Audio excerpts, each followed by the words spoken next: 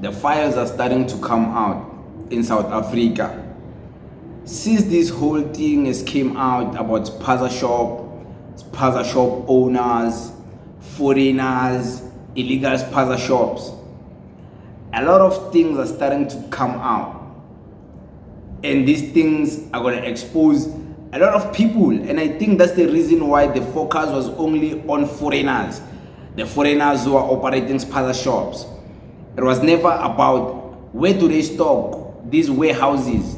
Who own these warehouses? Who are the owners of these warehouses? It was never about that, you know. It was always about foreigners, they must close. But it was never about the warehouses where these food are imported. But I want you to listen to something, because General Mkhwanazi and the police of KZN, they exposed an illegal, not even an illegal, a warehouse where exports get delivered in South Africa, and these exports were expired food. Watch this. General Mkhwanazi, maybe you can also shed some light on this warehouse that we're in. Do we understand it to be a place where some of these shops are buying from? What exactly does this serve as? No, this is a shipping company. So these are the people who are bringing things into the country. So what you see, everything in this warehouse are things that have been imported into the country, and from here the importers who bought this, they're going to put them into the containers, into the trucks, train, and it's going to be delivered to their warehouses. That's where it's going to end. And from there then they're going to be selling to their clients. And the items that you see here, I mean, I'm looking at this warehouse. Is it safe to say that most of these items are expired, or what sense do you get? Yes, majority of it. Majority of it have expired. Quite a lot of it does not have expiry dates in any way.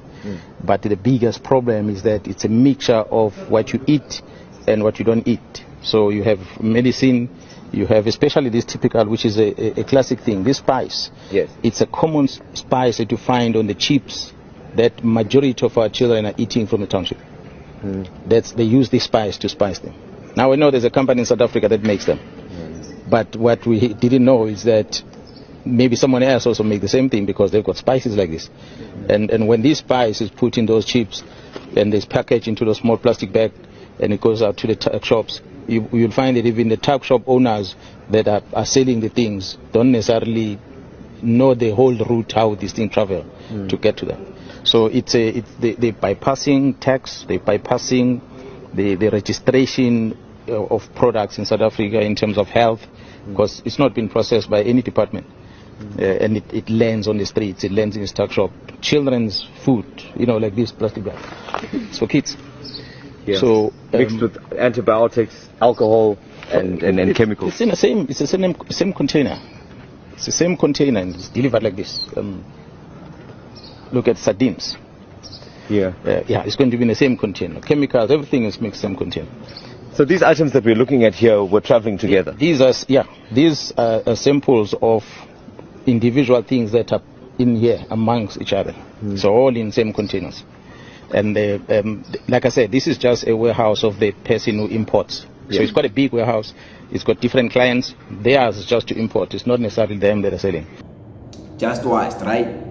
So I'm starting to enjoy this, because this is the rabbit hole I've always been talking about. As much as you want to close down the foreigners' tax shops, it's fine, but you are limiting the discussion. You are limiting the rabbit hole. You are not diving deep into the hole. You are just putting a kind of pella, like you're not doing anything. You need to dive deep and hit the spot. That's what you must do. And I feel like now, as time is going, the spot is being hit and the orgasm are happening. That's why, because these things are being exposed. It's orgasm, these things being exposed. They're coming out, They're coming out. It's leaking. The water is leaking, Yeah, you can excuse the pun, but my mind works like that. I can simplify things like that. You can't blame me. You can't fault me. You can't say I'm rude. But they're a warehouse. And this is not the warehouse where the foods are made. This is a warehouse where the food gets delivered, because this is an export and import warehouse. So these foods were imported into that warehouse, of course, waiting for other warehouses where they buy these bunch of food to sell to the small spaza shops, because the value chain of spaza shops is long. There is you who's gonna go to a spaza shop and buy the snacks from the makula. There's the Pakistani who's gonna go and stock those food from a warehouse. There's a warehouse where they're gonna go and collect those food from the exportation and importation warehouse. There's an importation and exportation warehouse where actually they come in ships, these things in big containers. So there's where those importation and exportation warehouses get these imports from. Of course, if they're coming in ship, they're coming in cargoes. They're clearly not coming from within Africa. They're coming from outside of Africa, whether Pakistani, whether India, whether wherever, whether China, whether Russia or wherever, because they're coming through the sea. So you see the value chain. You end up going even outside of the country and end up asking, who outside the country is bringing these expired foods? Why are they bringing these expired foods? You understand? Then you are diving deep to the rabbit hole, and you don't just say who. Which countries are these imports coming from? You understand? That's how you dive deep into an investigation. You don't just conclude and say, foreigners, they must close down. You are limiting the investigation and you will never find out what's happening because you chose to be limited. Dive deep. And of course, I can't dive deep. I'll only be sharing the news when the police dive deep. It's their job. It's not my job to dive deep into an investigation. I'm not a police officer. I just comment on what we see. So this is what we see. They exposed these illegal foods. They just came in a cargo. They came here illegally.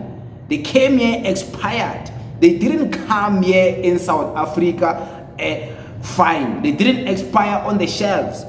They were imported expired from outside. So where are they coming from? Which countries are they coming from? Who allowed these things to be imported in our country? Who in the countries where they come from allow these expired foods, these expired goods to be exported out of the country? Was it done legally or illegally wherever they come from? You know, the rabbit hole must dive like boom. Must be like Michael Schweppes. So I don't know what you're gonna think. There's General Mkhwanazi. They found this. They found it, and the mayor of KZN. So this is what is happening. This is a breaking story. So I don't know what you're gonna think about this, what you're gonna conclude, what you're gonna say. I said my piece. You'll share what you think. Thank you very much.